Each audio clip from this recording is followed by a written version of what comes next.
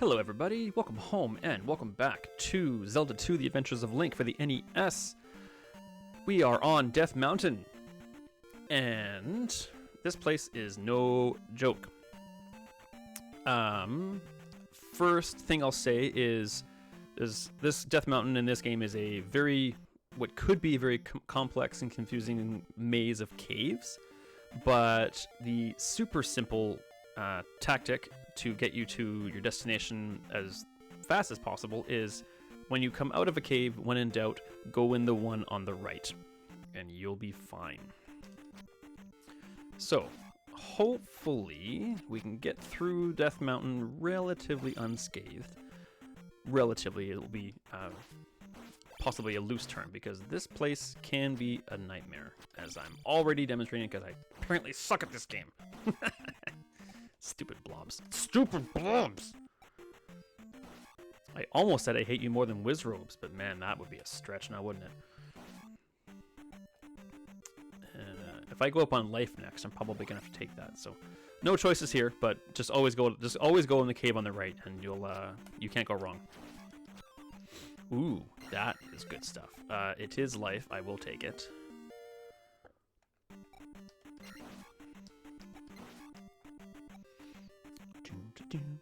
And also, after we get the hammer, before we hit level 2, we can go and get one of the most useful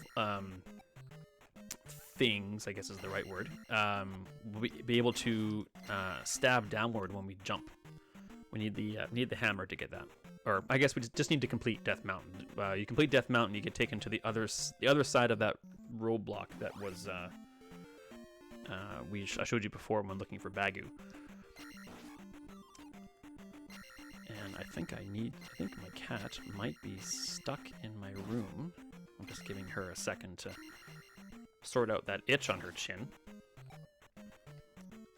And I'm trying to not be too distracted by her, but I don't want to make sure she's not stuck in here if she wants to go out. Yeah, you get that itch on your cheek. So we're about to encounter probably, would this be one of the hardest enemies in the game? Probably. Now their name kind of... Oh, she made it out. Yay. The name kind of eludes me at the moment. I should have had a list of names handy, but maybe I'll forget that. Maybe I'll get it from the next video, but I'll probably forget.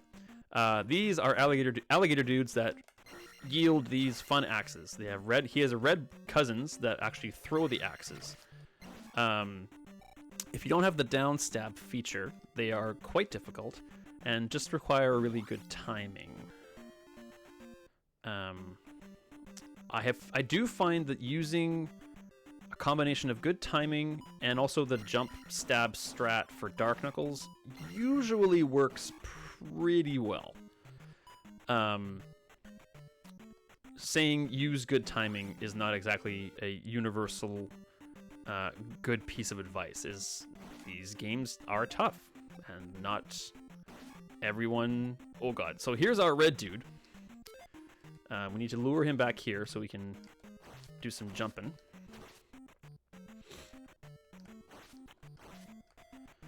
And yeah, got him. Okay, they're worth 100 points apiece, which is good. There's a magic decanter up there, which we don't need. We could cast life and go get it, but I'm not gonna... Well, now I'm going to. Because I'm a goof.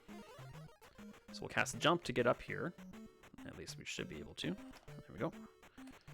And not enough to cast life, but if you stab this and cast the spell before it fills your magic, then you'll kind of get the leftovers. Like that. So we got most of our magic back as a result, which I will live with. So there's evidence of being able to use the projectile swords on blobs. There are a few other enemies you can do that with. Not too many, though. Alright, another blue Goria. Not another blue Goria, a blue Goria. Not to be confused with, like, the baseball player Evan Longoria or something like that, you know. Or his wife. Okay, so yeah, the jump and thrust kind of, like I said, kind of works depending on the timing. His axe strikes do come in a rhythm, so you can kind of work with stupid bats. Yeah, I hate those things. You can kind of work with the rhythm, and some combat scenarios allow you to take your time and kind of time it. As the game progresses and it gets more difficult, you lose those that ability to do so. Here's a good example of that: is you kind of have to take him one stab at a time here. Again, I'd never admit that that's easy. There are certain parts of this game which definitely are difficult, and with practice you can get better. But these dudes are definitely falling under that category. They're tough, flat out, especially without having the down stab. With down stab, they're a lot easier.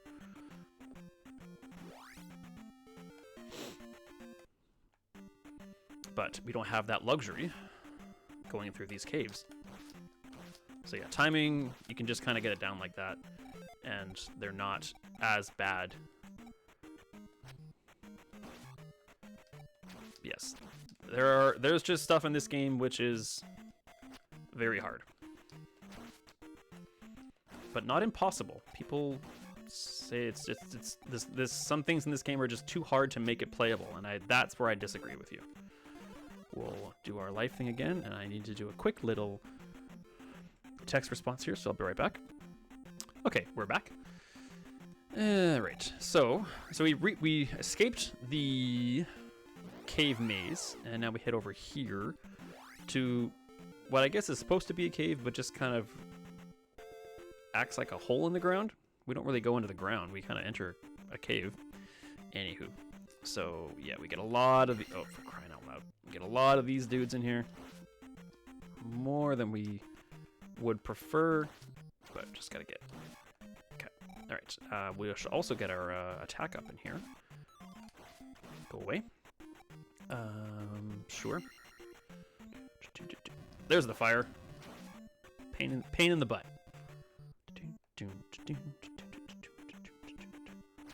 Lots more bouncy bouncers. Oh god. Okay, so yeah, this is the kind of the hallway that the jump and stab seems to work pretty well as well.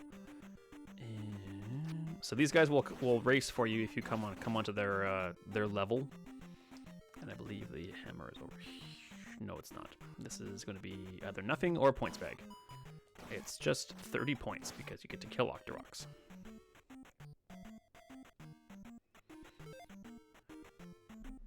One more quick pause.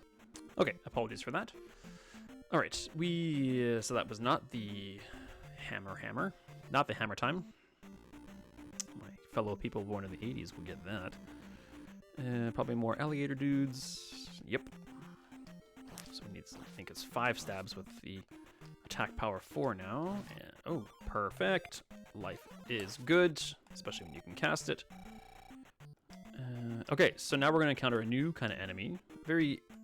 So those little dudes like to jump into lava as their favorite pastime apparently, but you cannot, unless you're extremely accurate with your this action, you can't kill them unless you have the down stab. So that kind of introduces you to a new kind of enemy that you need a special attack to deal with. Speaking of dealing with, oh nice. That jump from 3 to 4 attack stat is very noticeable. 1, 2, 3. Ah, crap. Yeah, 4. Nice. We have a hammer. Booyah.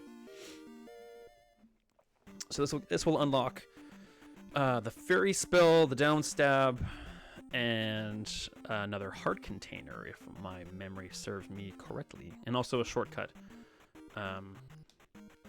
Back to the early stages of the game, the first part of Hyrule we started the game in, but there's nothing really to backtrack to necessarily. We might do the maybe we'll do the long play thing. We'll go find the dude who knows Error and then go back to Ruto and talk to Error. Let's see if oh boy, let's see if I can pull off the. Oh god, that was close. Oh man. Oh, speaking See if I can pull this off. Got it. So there's like a, quarter of a frame that when if you time your jump down stab properly, your sword actually is on the correct frame to damage those guys. More Octo. Oh, okay, you got magic this time. I guess we'll life up. What do we? I think we'll probably get.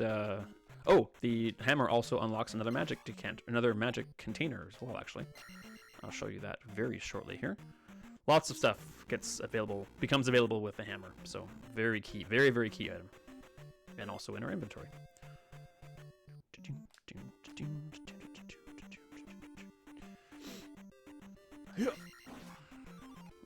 Unnecessary.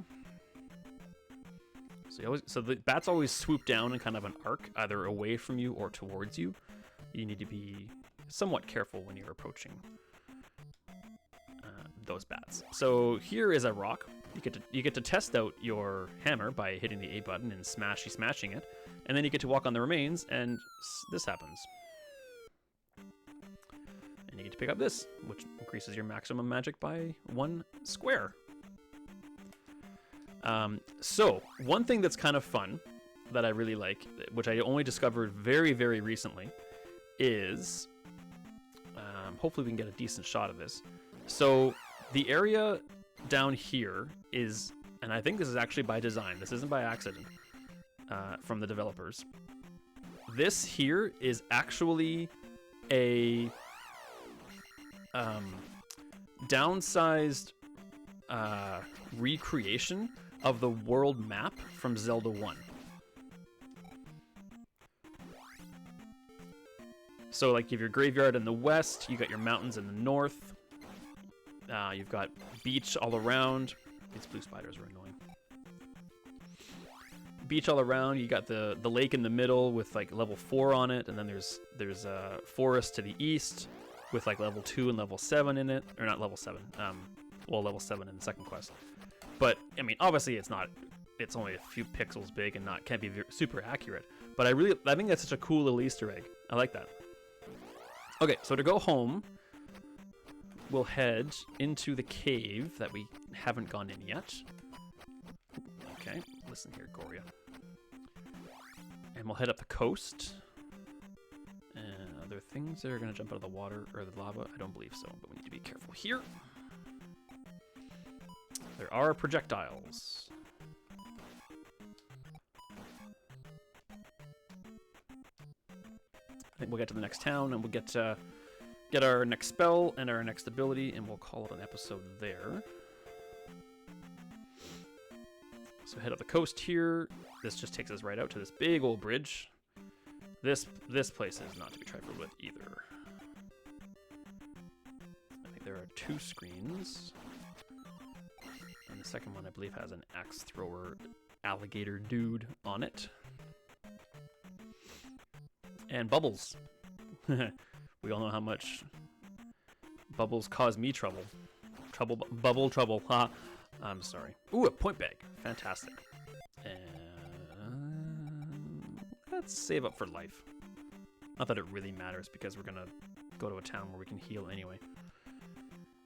And actually, I think there is a secret here. Yep, another one-up, which we definitely need because of my previous inability to play this game well. So now we're in a gigantic graveyard with a special little grave in the middle, which we'll get to shortly.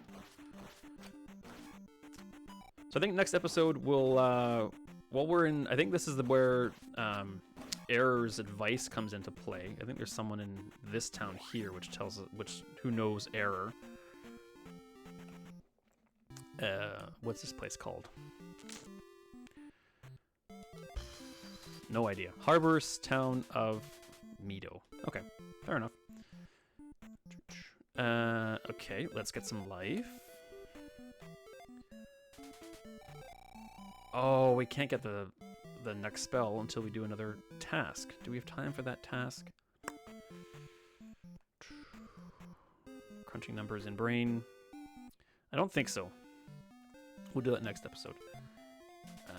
So here we go. Ask Error of Ruto about the palace. So we can now go back to Ruto and speak to Error, and he'll give us some special information, which I believe I know what he says because I've played this game before.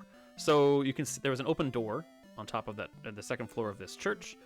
We'll head down into the basement, and we will see not a wise man, but a soldier type dude, and he will give us probably the most useful thing in this game.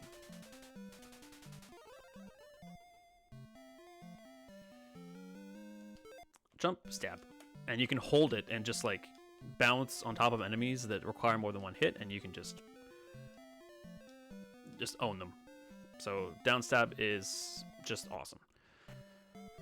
Okay, so the lady, there's our magic lady, perfect. The lady who gives us this, or who introduces us to her male relative with the spell, I believe, is right here. However, she is in crisis. My daughter is sick. Help her. So we're not a doctor, last I checked. So we need to find something to help her.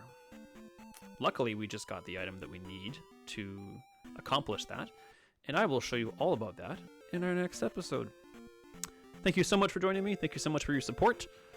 It is appreciated more than you could ever possibly imagine. And I look forward to seeing you next time. As always, be kind, be strong, and be awesome. Take care of yourselves.